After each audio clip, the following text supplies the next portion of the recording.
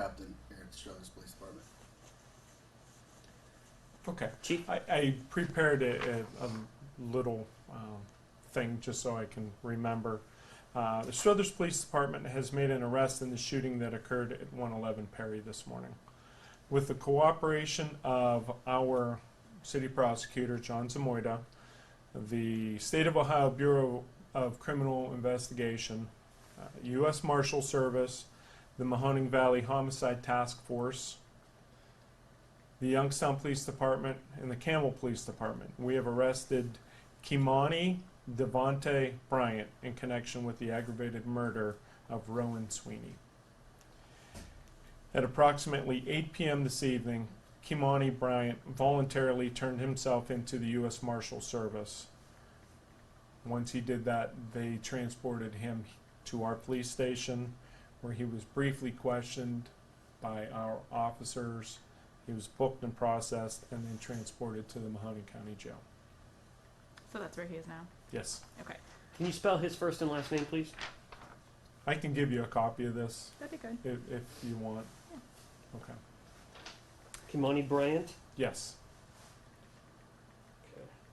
So he is being charged with aggravated. Aggravated murder. Yes. Now. There's one charge filed of aggravated murder. There's other charges that come. Okay. Any leads as to reason and motive?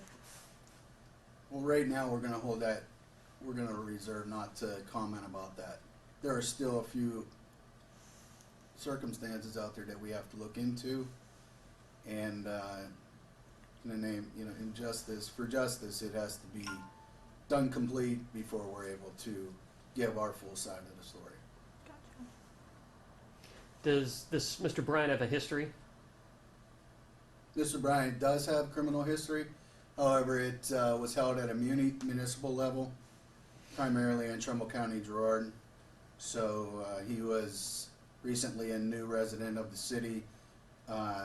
Few different residences, but primarily south side of Youngstown. Mm-hmm. Now, are there any other suspects that you guys are looking into?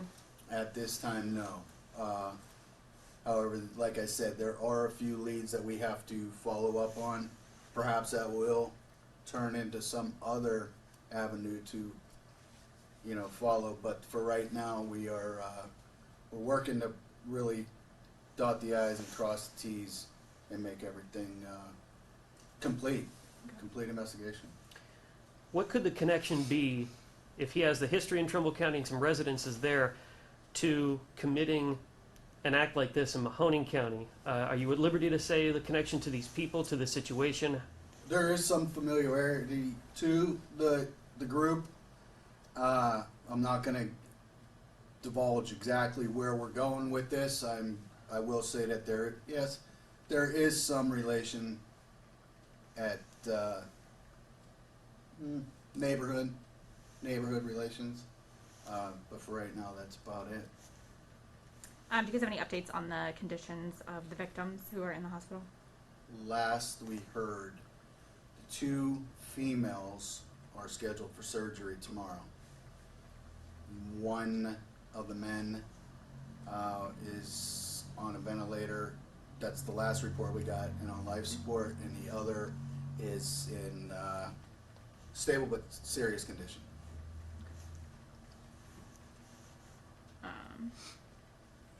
So where do things go from here as far as the suspect goes?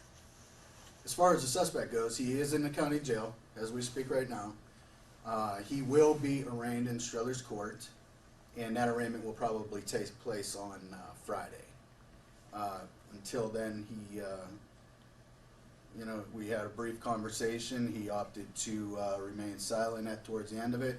So, according to his constitutional right, everything was stopped, and he was transported without incident, and just to satisfy our warrant. The candlelight vigil that we were at earlier this evening, for as much sadness as there was just as much, if not more, anger. And we were able to inform them at the same time we learned Yes. of this, and there was, quite frankly, jubilation when they heard of this arrest. Can you just speak to the sense of relief that this can give the people of Struthers? Yes, the tireless work that Detective Mamula, or Captain Mamula in the Detective Bureau, Captain Haas, and the rest of not only Struthers Police Department, but the people that I had mentioned. Our prosecutor, John Zamoyda, has been here almost the entire day. Just because we needed to get this done as quickly as possible, not only for the justice of Rowan Sweeney and his family, but to put to rest the uncertainty and the fright that any of our citizens were feeling. That really bothered me. I was watching some of the news things at 6, and to hear them say that they didn't feel safe, I take it to heart, because we work very tirelessly to make sure that our community is safe, as well as all the police departments do. But when something like this happens, I'm sure that people were very rocked by this, and we want to make sure that we are doing our duty to make them feel safe. And too, like you said, the neighbors in that neighborhood said things Right. have always been very quiet, Yes. so this is probably a shakeup for them. So what kind of relief did that give you guys as a department to calm those fears? There was an urgency, but the urgency couldn't overlap the responsibility that we had is for the investigation. It had to be done. We had an outpouring support cast from other agencies. Very professional, extremely professional. Some of the best policemen across the country are in this area. And I'm telling you, with the sense of urgency in the neighborhood, with people wanting this to come to an end, wanting us to be successful, and wanting normalcy put back into the neighborhood, it was a huge relief, and it was a blessing how things fell into place. So I'm very grateful, very, very, very grateful for all the help that we had, and to be able to stand here and tell the citizens of Struthers that, hey, we're here, and our main focus is to protect you, and we will. I know you guys were asking if the community knew anything, let you guys know. Did you guys get any help from the community at all? We received several tips, okay, and I'm going to say not all of them led in the direction that we needed them to go into, but they were very informative, and through these tips we also did find out some more information that will be helpful with a few cases next week. Okay. So yes, anybody that called in, we're grateful, very appreciative, and it was a big help.